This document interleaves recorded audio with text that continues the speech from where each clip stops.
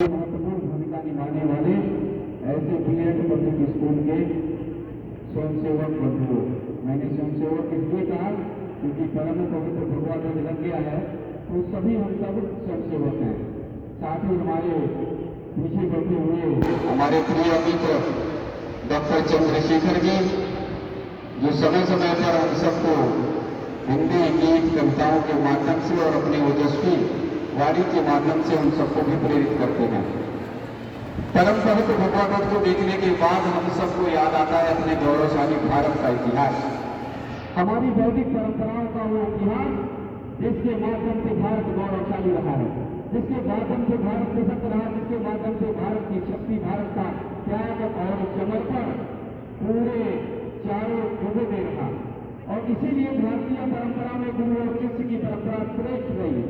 आज BEd public school में मैं बच्चों के गुरु और शिष्य की परंपराओं में उस परपक्वता को देखना चाहता हूँ जो परपक्वता हमारे वैदिक काल में हमारे ऋषि मुनियों ने देखी। दुनिया में भारत ही एकमात्र ऐसा देश है जहाँ पर गुरु और शिष्य की परंपरा है। दुनिया में भारत ही एक ऐसा मात्र देश है जहाँ पर शिष्य ने अपने त्याग और बलिदान की पराकाष्ठा से ऊपर उठकर श्रेष्ठ कार्य किया है, तो गुरु ने भी अपने त्याग और समर्पण से शिष्य को श्रेष्ठ बनाने का काम किया है। इसीलिए तो कहा गया है कि चारों युग प्रताप तुम्हारा है प्रसिद्ध जगत उजियारा। चारों युगों में आपका प्रताप रहा, चारों युगों में आपका यश रहा, चारों युगों में आपकी कीर्ति रही, चारों युगों में वैभव रहा और चारों युगों में आपके यश और वैभव को जाना जाता रहा। क्यों? क्योंकि परम पवित्र भगवान हमारे साथ भी रहा।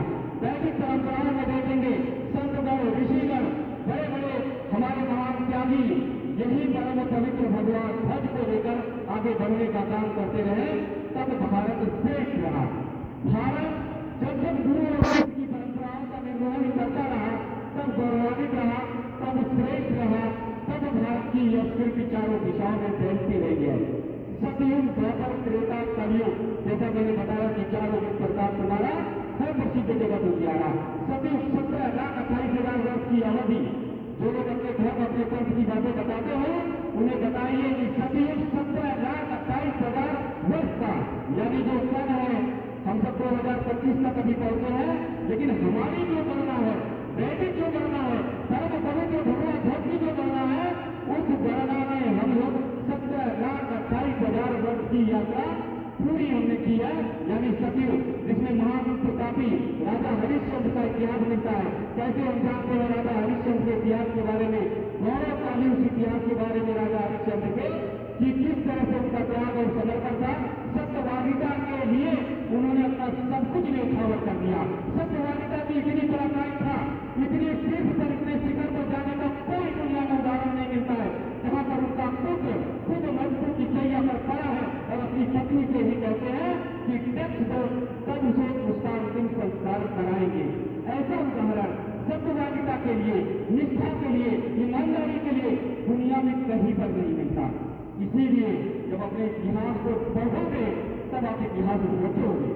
आप सबको अपने इतिहास को पढ़ने की जरूरत है, आप सबको अपने इतिहास को अध्ययन करने की जरूरत है। इसी सतयुग की परंपरा में हमें ध्रुव और प्रहलाद की कहानी मिलती है।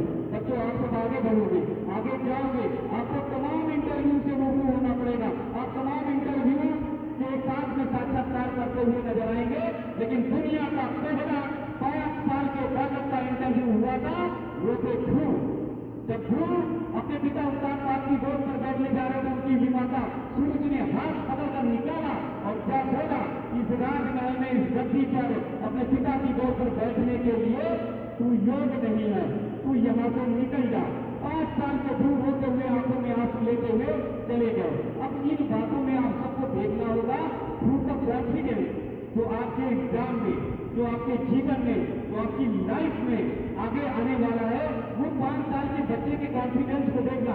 आज मैं सारे यहाँ के बच्चे के कॉन्फिडेंस को देख रहा हूँ, बेटियों को, बहनों को, भाइयों के भी, कि आप सबका आत्मविश्वास, कॉन्फिडेंस इन 15-20 मिनट में कितना रहता है। 5 साल के ध्रुव का कॉन्फिडेंस देखिए। जंगल में गए और पहला इंटरव्यू देवर्षि नारद ने लिया। कहा कि जंगल में जाओगे, बड़े बड़े शेर, भालू, चीते तुम्हें खा जाएंगे, जंगली जानवर तुम्हें छोड़ने वाले नहीं, इसलिए तुम यहाँ पर तपस्या मत करो और तुम जाकर वापस चले जाओ। कई बार आपके टीचर्स भी आपको तरह से आपके आत्मबल को जानने का, आपके कॉन्फिडेंस को जानने के लिए ये बातें करते हैं। यानी तुम क्लास में बढ़िया नहीं कर पाओगे, तुम क्लास में अच्छे मार्क्स नहीं ला पाओगे। इसका मतलब वो आपको कमजोर नहीं कर रहे हैं, इसका मतलब आपको जो है वो कमजोर करने की कोशिश नहीं कर रहे हैं। इसका मतलब आपके कॉन्फिडेंस को, अंतर्मन की शक्ति और ताकत को जानने का काम कर रहे हैं। यही देवर्षि नारद जी कर रहे थे। और नारद जी ने जब ध्रुव से बोला कि बड़े बड़े शेर भालू चीते तुम्हें खा जाएंगे, जंगल में तपस्या करना 5 वर्ष के बच्चे के लिए बहुत मुमकिन नहीं है, लेकिन ध्रुव ने कहा कि परम पिता परमेश्वर को प्राप्त करूंगा, साक्षात भगवान को अपने सामने यहाँ पर प्रस्तुत करूंगा और स्वयं ही तपस्या करके मैं श्रेष्ठता को प्राप्त करने का काम करूंगा। देवर्षि नारद ने उसी समय जान लिया और उसी समय मूल मंत्र ध्रुव को दिया और ध्रुव को कहा कि ओम नमः भगवते वासुदेवाय का मंत्र जाप करो, जाओ, तुम्हें दुनिया की कोई भी शक्ति दिखा नहीं सकती, हिला नहीं सकती। और अंत में ध्रुव ने तपस्या की और स्वयं भगवान दौड़ते हुए धरती पर आए। लक्ष्मी मैया ने कहा कहाँ भाग रहे? बोले मेरा भक्त बुला रहा है और मैं जो है भक्त को मिलने के लिए जा रहा हूँ और जाकर उनके सामने उनको दर्शन देने का काम करते हैं। देखिए यहाँ पर आप सबको मांगना क्या है? जब भगवान स्वयं उपस्थित है, ध्रुव से कहते हैं क्या मांगना चाहते हो? सब कुछ मांगो, धन राज वैभव, कहो तो तुम्हारे पिता कांसान को मैं यही पर लेकर आऊं, कहो तो तुम्हारी माता जिन्होंने सुरुचि ने तुम्हारा अपमान किया, उस अपमान का बदला लूं और उन्हें दंड देने का काम करूं। भक्त प्रहलाद, भक्त ध्रुव ने तुरंत कहा कि नहीं, सिर्फ और सिर्फ मुझे आपकी भक्ति चाहिए। जब आपको शक्ति की जरूरत होती है तब आपको भक्ति चाहिए, और भक्ति वो कैसी चाहिए? जो सदमार्ग पर आपको चलाने के लिए आपको आगे प्रसन्न कर सके। आप सब ध्यान लीजिए, जीवन में धन जो है वो धैर्य को खराब कर देता है और फिर अब अहंकारी हो जाते हैं। और जब भक्ति मार्ग से यानी सदमार्ग पर चलते हैं, सही मार्ग पर चलते हैं, तो आपका मार्ग, आपका रास्ता आगे प्रशस्त हो जाता है। यही सतयुग की कहानी 17,28,000 वर्ष में हमें मिलती है प्रहलाद की, कि कैसे प्रहलाद अपने पिता के सामने जब तपस्या करते हैं, अपने पिता के सामने जब पूजन अर्चन करते हैं, उनके पिता बार बार बोला करते हैं कि नारायण का नाम मत लो, नारायण का नाम मत लो, लेकिन प्रहलाद नहीं मानते। अंत में मरवाने के लिए हिरण्यकश्यप ने हाथी के नीचे उन्हें दबाया, अंत में उन्हें पहाड़ पर्वतों से भिजवाया, होलिका में दहन करने के लिए प्रहलाद को रखा, लेकिन प्रहलाद अपनी भक्ति और शक्ति के साथ एकदम निश्चल निखरते हुए आगे बढ़ते रहे। अंत में गुस्से में हिरण्यकश्यप ने कहा कि बता तेरा भगवान है कहाँ? मैं इतनी कोशिश करता हूँ, इतना प्रयास करता हूँ तुझे मारने के लिए, तुझे मृत्यु देने के लिए, लेकिन है तेरा ईश्वर कहाँ पर है? किस जगह है? बता तो तेरा ईश्वर कहाँ पर है?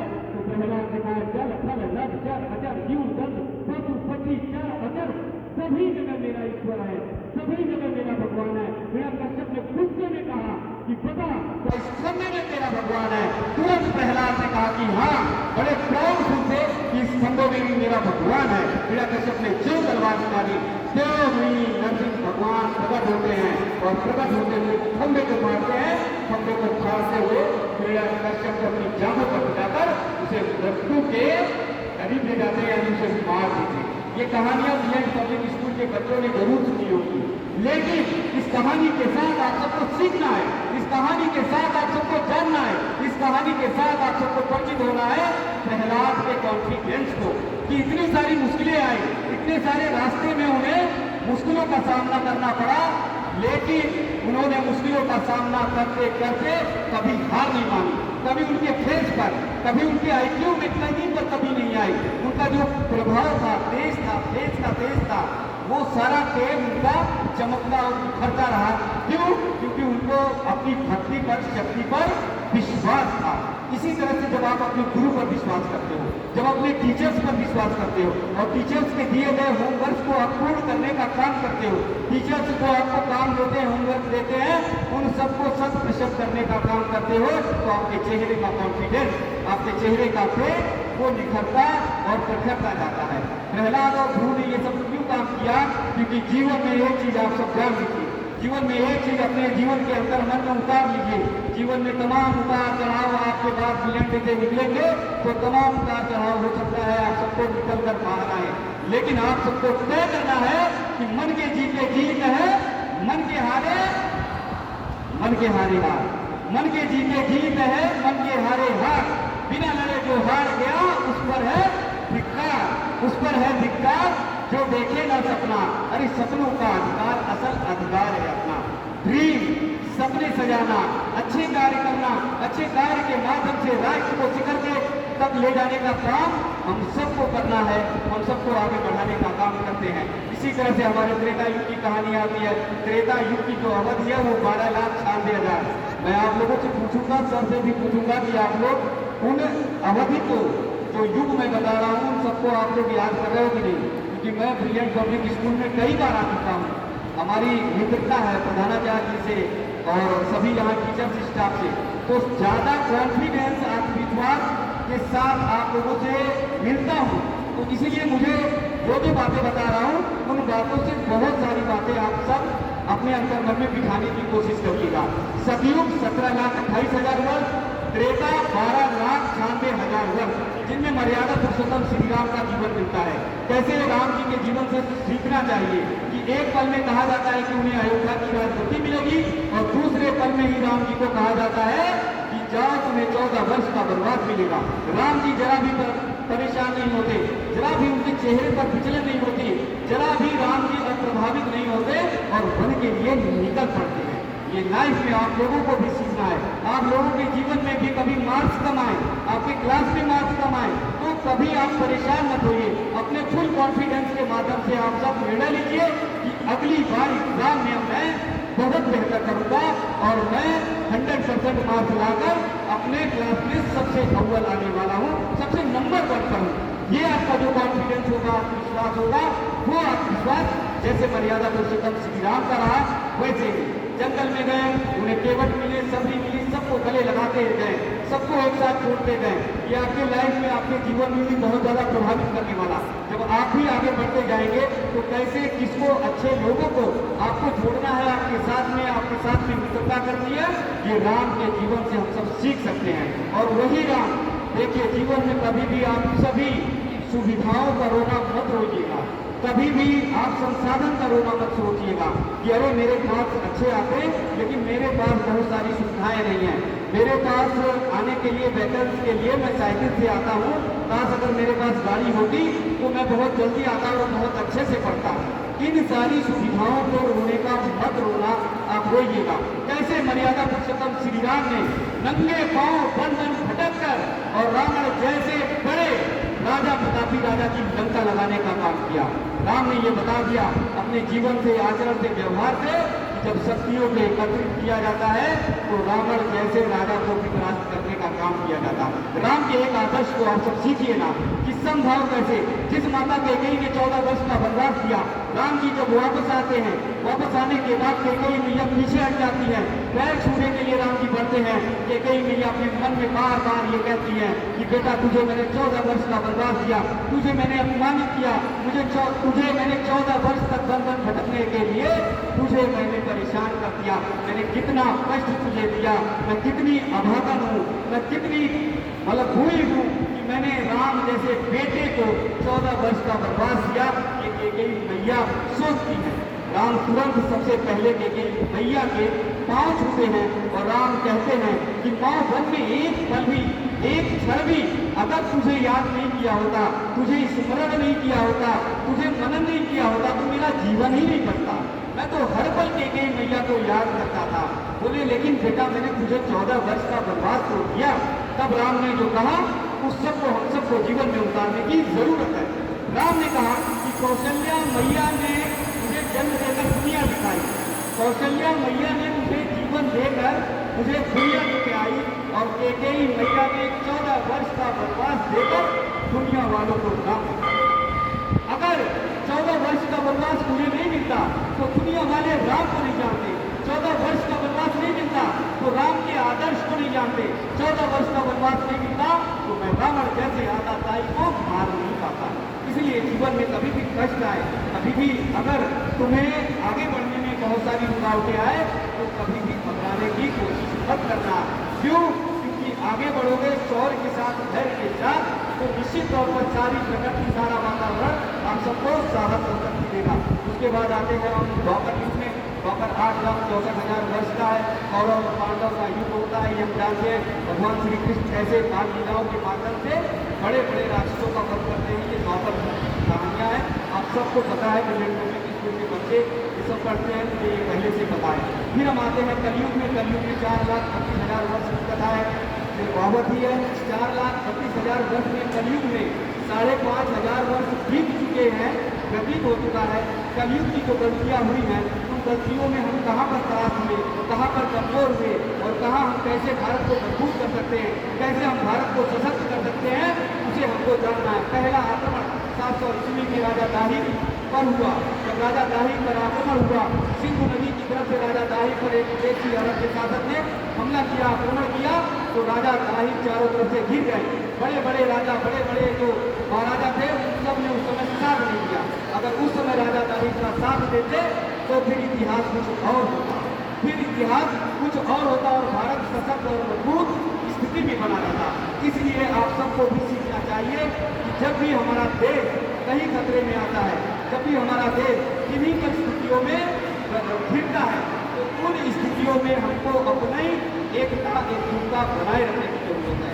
हमको एक साथ चलने की जरूरत है, एक साथ आगे बढ़ने की जरूरत है, अपने देश और राष्ट्र को मजबूत करने की जरूरत है। क्योंकि देश प्रेम का मूल्य प्राण है, देखे कौन चुकाता है। देश प्रेम का मूल्य प्राण है, देखे कौन चुकाता है, देखे कौन सुमन सैयादन कंडक पता है। ये मार्ग, ये रास्ता बहुत कठिन है, लेकिन वही सिर्फ पर होते हैं, वही महाराणा प्रताप, छत्रपति शिवाजी, पृथ्वीराज चौहान, चंद्रशेखर आजाद, भगत सिंह, खुदीराम बोस बनते हैं, तो राष्ट्र और देश के मार्ग पर सतत चलने का काम करते हैं। आप सब उस मार्ग पर चले, देश को सशक्त करें, राष्ट्र को सशक्त करने का काम करें, मजबूत करें।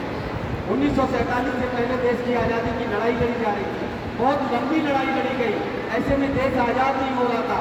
बड़े बड़े बहादुर, बड़े बड़े वीर हमारे देश में रहे, उसके बाद भी आज़ादी नहीं मिल रही थी। इसलिए परम पूज्य डॉक्टर केशवराव बलिराम भेड़ीवाल जी ने, उन्होंने सोचा कि राष्ट्र क्यों नहीं आज़ाद हो पा रहा है। उन्होंने 1925 में राष्ट्रीय स्वयंसेवक संघ की स्थापना की और 3 वर्ष बाद उन्होंने फिर गुरु के पूजन किया। डॉक्टर केशवराव बलिराम भेड़ीवाल उधर टोपी लगाए हुए हैं, उनको हम सब जानेंगे। 3 वर्ष बाद 1928 में उन्होंने गुरु पूजन की परंपरा प्रारंभ की। गुरु पूजन की परंपरा में परम पूज्य भगवान को उन्होंने गुरु बनाया और गुरु बनाकर पूजन और अर्चन कराने का काम किया। उन्हें पता था कि अगर किसी मनुष्य को गुरु बना देंगे, क्योंकि जब वो शाखा लगाते थे, आरएसएस में जाते थे, तो बहुत सारे लोग कहते थे कि आप ही गुरु बनो, लेकिन उन्होंने मना कर दिया। उन्होंने साफ तौर पर कहा कि मनुष्य में कभी भी कोई बुराई आ सकती है, इसलिए उन्होंने परम पवित्र भगवान भक्त को गुरु बनाया और गुरु बनाने के बाद पूजन अर्चन कराया और पूजन अर्चन कराने के बाद उस परंपराओं को निर्वहन करते हुए आप सब गौरवशाली इतिहास के पन्ने पर दर्ज होने वाले हैं आज गुरु पूजन के साथ में, क्योंकि आप शताब्दी वर्ष में प्रवेश कर रहे हैं। यानी राष्ट्रीय स्वयंसेवक संघ अपना 100 वर्ष का कार्यकाल, 100 वर्ष की अवधि को पूरा कर रहा और उस अवधि में आप सब जो है इसके सहभागी बन रहे हैं। ब्रिलियंट पब्लिक स्कूल के विद्यालय के बच्चे पूजन अर्चन कर रहे हैं, इसके साथ में आप लोग जुड़ रहे हैं, इस परंपरा के सहभागी बन रहे हैं।